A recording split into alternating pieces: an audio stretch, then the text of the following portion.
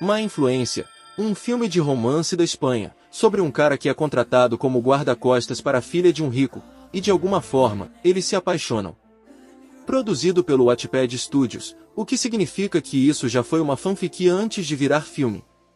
O mesmo estúdio que também é responsável pela existência de filmes como Sua Culpa, Através da Minha Janela, Um Belo Desastre. Filmes dos quais eu não assisti, e espero continuar sem ter assistido. A não ser que alguém comente pedindo. Então, vamos ver como esse filme se desenrola. Faltando apenas 3 meses para o fim da sua sentença, Eros recebe uma proposta de Bruce, um rico que faz trabalho voluntário numa organização de caridade, da qual coloca um adulto por criança para se encontrarem a cada 6 meses para ver como as coisas estão indo. Ou algo assim. Para ser o guarda-costas de Rhys, já que ela está sendo stalkeada. Assim que Eros sai da prisão, ele salva Rhys de uma luz que quase cai em cima dela durante uma apresentação de balé, e então foge, pois, segundo as palavras dele mesmo, enquanto contava isso a Peyton e Diego, ele ficou com medo de ser culpado se ficasse por lá, sendo que fugir dali é mais suspeito, mas enfim. Rhys descobre que seu pai contratou um segurança, e ela detesta isso. Depois, Eros começa a andar pela casa, e resolve acariciar carros, garrafas, fotos, volantes.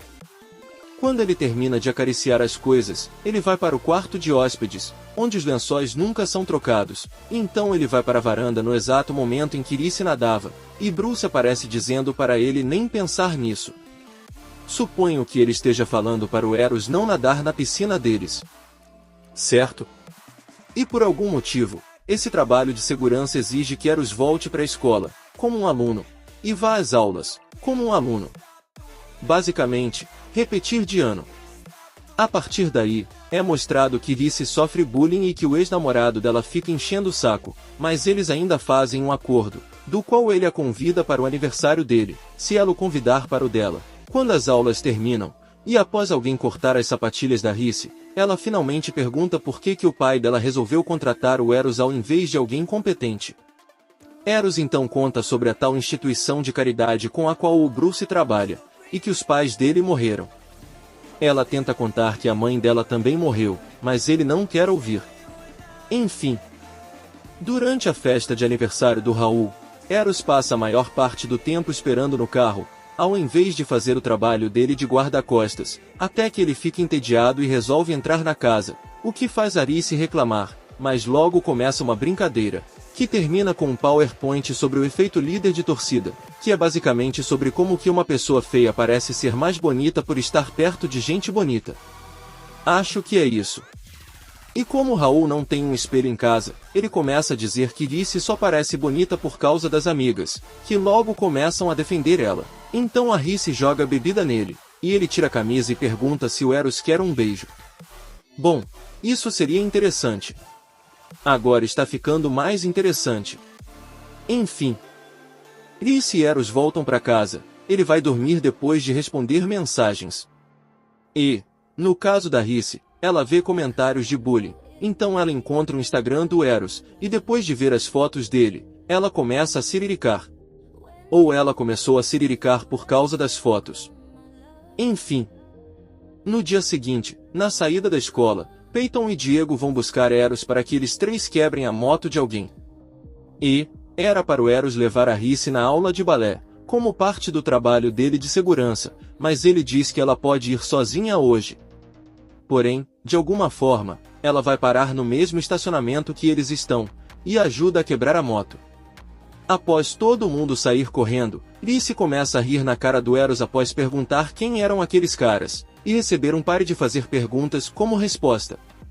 Eles voltam para casa bem tarde da noite, e o pai da Rhys fica muito pé da vida. Rhys fala que isso é consequência da ideia genial dele de contratar um cara que ainda nem saiu da cadeia como segurança.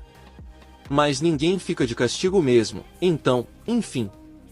Alguns dias passam e nada acontece. Então, alguém coloca uma bomba de peido no armário da Rhys, mas também não dá em nada. Em outro dia, ela recebe uma carta de bullying, e mais uma vez, nada acontece. Então o ex enche o saco dela de novo, e, adivinha? Nada acontece. Finalmente, Eros descobre, através da Lily, que o stalker da Rhys está fazendo cyberbullying e mandando fotos de pinto. E sim, ninguém investigou isso. E como Eros e Rhys não estavam se falando direito desde a bronca do pai dela, ele convida ela e a Lily para ir numa festa, onde elas descobrem que o apelido de Eros é a Lenda, por causa de que, foda-se. Isso só volta a ser mencionado quando a Rhys descobre que o Eros foi preso por causar um incêndio que matou os pais dele. E que ele tinha 6 anos na época, mas ele não se lembra de nada do que aconteceu naquele dia. Ah, e a Lily começou a namorar o Diego. Eu acho.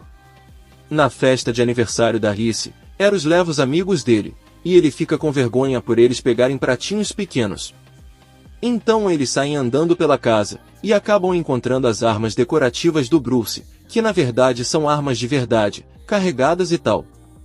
Que estavam em prateleiras de vidro, sem tranca, nem alarme. E uma delas é facilmente roubada e ninguém repara. Enquanto isso, Rhys estava sentada no chão do quarto sendo que a festa ainda não tinha acabado, e o stalker joga pela janela uma bola com uma mensagem. Então a Rhys sai correndo para o andar de baixo, e conta isso para o Eros, que acaba com a festa bem na hora do parabéns. E sim, é mencionado depois que essa casa tem câmeras. Assim que a festa acaba, o Eros encontra o escritório do Bruce, onde tinha uma foto mal escondida dos pais dele. Ao ver isso, ele pergunta a Rhys sobre essa foto, mas ela obviamente não sabe de nada sobre isso. Então eles se beijam. Do nada. E depois, eles combinam por mensagem de não fazer isso de novo. No dia seguinte, Rhys recebe flores, e uma caixa com uma mensagem e dentes de leite, do stalker, o que a faz chegar à conclusão de que o stalker deve ser o Raul. Então ela e Eros vão numa festa fantasia, sem fantasia, então todo mundo vê eles entrando. E tinha sido combinado mais cedo que eles iam olhar as coisas da mãe do Raul, porém eles vão direto no quarto dele. Não muito tempo depois o plano falha, e eles se escondem no armário, já que o Raul vai no quarto para fazer sexo. Mas felizmente Rhys faz um barulho que chama a atenção do Raul, e ela usa a oportunidade para dar nele um chute no saco e sair correndo, enquanto Raul persegue ele só de cueca. Ao chegar em casa, Rhys e Eros se beijam de novo. No outro dia, o carro do Bruce é sabotado, e como ele viu os dois se beijando no dia anterior pelas câmeras, que não gravaram quem quebrou a janela da Rhys, ele demite o Eros.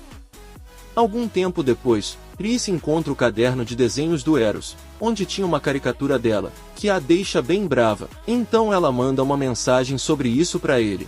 E por causa disso, Eros se encontra com ela depois da audição de balé. E eles se beijam.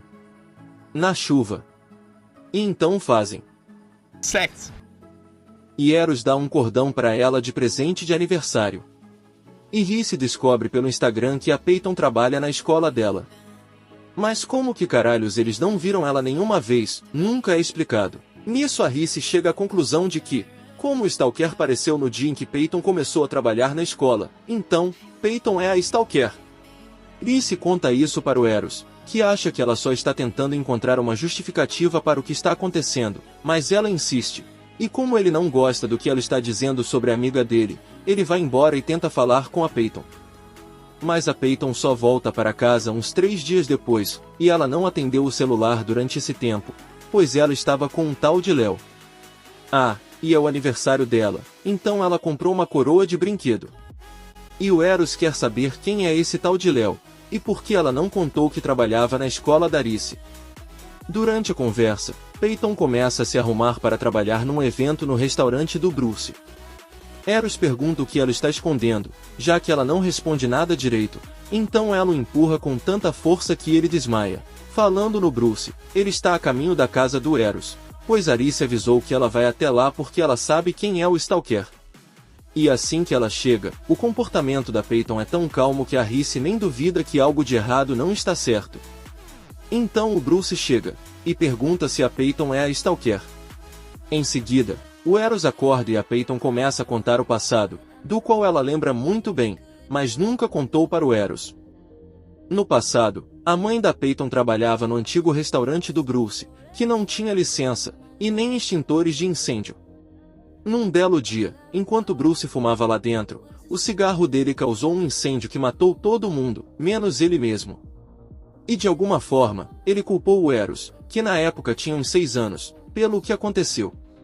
Assim que a história termina, Bruce, Reese e Eros saem correndo, mas a Peyton consegue matar o Bruce. Depois de não sei quanto tempo, Reese vê uma matéria sobre a morte do pai dela, e é mostrado que ela continuou o namoro com Eros, e que ela conseguiu ser contratada como dançarina.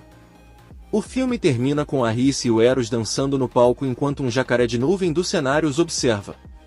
É isso.